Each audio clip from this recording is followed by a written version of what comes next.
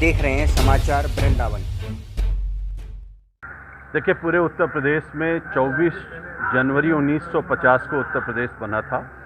तब से लेकर के आज तक बाढ़ बचाव के कार्य का पैसा मार्च और अप्रैल महीने में दिया जाता था। योगी आदित्यनाथ जी ने, माननीय मुख्यमंत्री जी ने एक ऐतिहासिक फैसला लिया है। सारे नियम कानूनों में परिवर्तन करते हुए अब वो पैसा जनवरी माह में रिलीज किया है। पहले जब मार्च और अप्रैल में पैसा रिलीज होता था, मई में टेंडर होता था और जून में बरसात आ जाती थी, कोई काम नहीं हो पाता था। लेकिन अब जनवरी में पैसा रिलीज होने के कारण से अभी मैं यहाँ पर भी काम देखा हूँ और इसके पहले वहाँ जो मंदिर के बगल में घाट बन रहा, वहाँ कटान हो रही थी, उसको भी देख करके आ रहा हूँ। लगभग सारे काम वहाँ के कटान के पूरे हैं।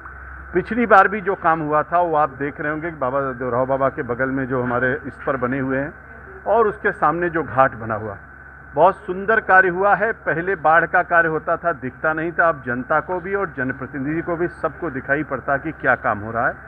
और बाबा के आश्रम को बचाने की दृष्टि से जो यहाँ पर काम हो रहा है वो भी बहुत ऐतिहासिक है। 20-25 दिन के अंदर ये भी काम पूरा हो जाएगा, जिससे हम बाबा के लिए कुछ सेवा कर पाएंगे। माननीय मुख्यमंत्री जी के निर्देशानुसार पूरे उत्तर प्रदेश के बाढ़ बचाव कार्यों को हम लोगों ने समय से पूरा किया है।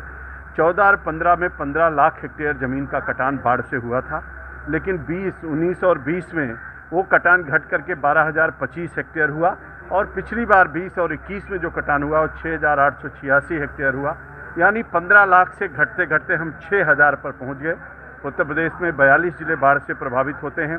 सभी जिलों में ऐतिहासिक काम हुआ है। परसों माननीय मुख्यमंत्री जी ने उसकी समीक्षा बैठक किया है, सबको निर्देशित किया है कोई जनहानि, धनहानि, पशुहानि, किसी प्रकार की कोई हानि ना हो और किसानों की एक भी इंच भूमि कटे ना, इसके लिए हम लोग प्रयासरत हैं और निश्चित रूप से बड़ी सफलता उसमें प्राप्त हुई है।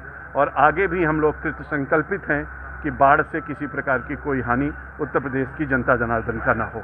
आज उसी के दृष्टि से मैं यहाँ का निरीक्षण करने के लिए आया था। जी, वृंदावन में एक बहुत ही महत्वाकांक्षी योजना थी रिवर फ्रंट की, लेकिन वो काफ़ी समय से 178 करोड़ रुपए सैंक्शन हुआ था। एनजीटी में मामला था, एनजीटी का मामला समाप्त हुआ है।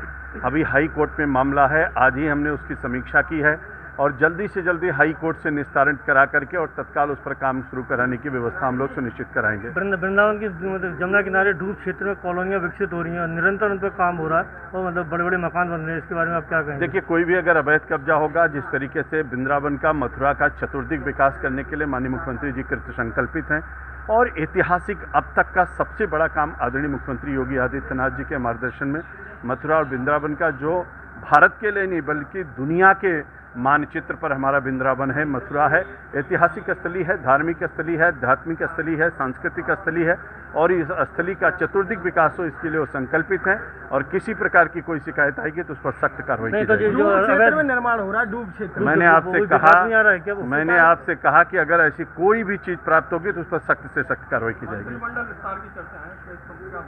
भैया, आपके पास होगी, मेरी जानकारी में नहीं है।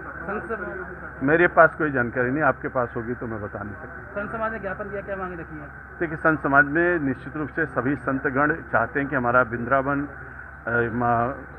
जमुना जी अविरल हो, निर्मल हो और इसके अगल बगल जो संतगण रहते हैं उनके स्नान के लिए शुद्ध जल प्राप्त हो। और जिस तरीके से यहाँ पे जलाभिषेक होता है, रुद्राभिषेक होता है, स्नान कराते हैं भगवान को, उसके लिए भी जल प्राप्त हो, उसी सब बातें कही है। हम लोग अनवरत इस पे लगे हुए हैं, अच्छे से अच्छा प्रयास कर रहे हैं और अच्छा इसको करेंगे।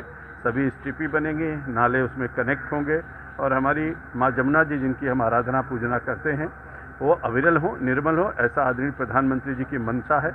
नमामि गंगे के तहत गंगा मैया का जिस तरीके से काम हुआ, अब जमुना जी में भी हम लोग उतनी तेजी के साथ काम करेंगे।